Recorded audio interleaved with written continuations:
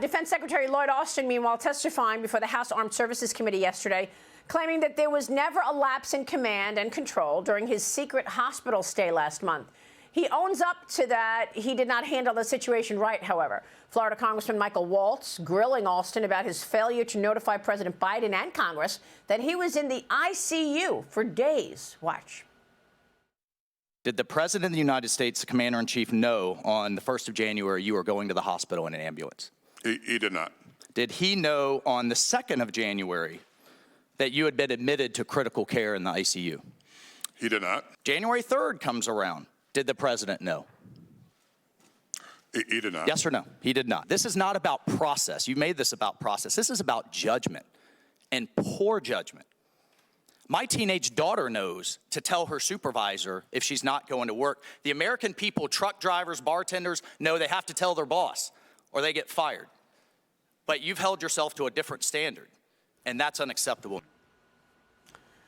And joining us right now, the man himself, Florida Congressman Michael Waltz. And Congressman, it's good to see you. Thank you so much for being here. You know this business better than most, as you are a highly decorated veteran yourself. In the environment that we're talking about, the backdrop of all of the aggression from China, from Russia, from other adversaries, what do you think the threat or the risk was, the fact that he did not notify the proper people in terms of control and command? Well, Maria, while all of this was going on, while the Secretary of Defense is being admitted to critical care and by his own admission was then out of secure communications with the rest of the military and the Pentagon, he also transferred authority, or his staff made the decision, not him, to transfer all of these authorities to his deputy. His deputy is down in Puerto Rico on the beach. But she was never informed why, so she didn't come back to Washington.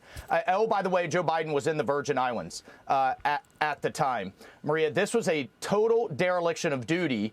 Our ships were being fired on by the Houthis. Our bases were being attacked in the Middle East. We launched a drone strike against one of the key Iranian-backed militia commanders, and there could have been massive retaliation.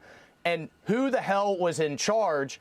And the most dangerous piece is we have about 15 minutes to react to a Chinese-made hypersonic first strike weapon if they decided to decapitate our government and launch a nuclear attack.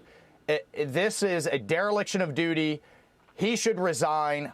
I don't see how he could enforce discipline on, say, a ship captain that disappeared for a week or anybody else down to the lowest private if he doesn't impose that same discipline on himself. This is basic leadership by example, and he failed it. He admitted it, but there is no accountability in Joe Biden's administration, apparently, for the most egregious violations of just basic discipline and common sense. And every day, another situation that is questionable, whether it be as a result of the wide open border or the excessive spending, sending inflation to 40-year highs, or, you know, the worry over crime and the fact that we don't even have people wanting to go into the military right now. They don't want to become police officers. They just don't feel that the administration and the Democrats are having their back. What are we going to do about this? The country seems so unstable right now. Am I wrong?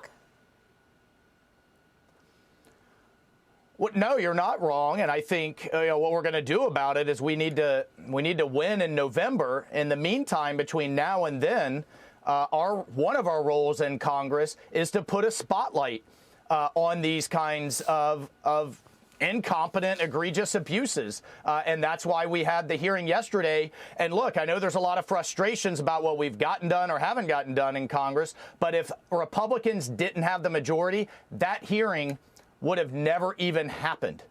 So we'll continue to drive for accountability, and we'll continue to show the incompetence that's in this White House at the top of this administration. Well, and look, and one other thing, he didn't know, he couldn't tell me who made the decision to not tell the public, by the way, that their Secretary of Defense was in the hospital and who the heck was in charge. It's just mind-blowing.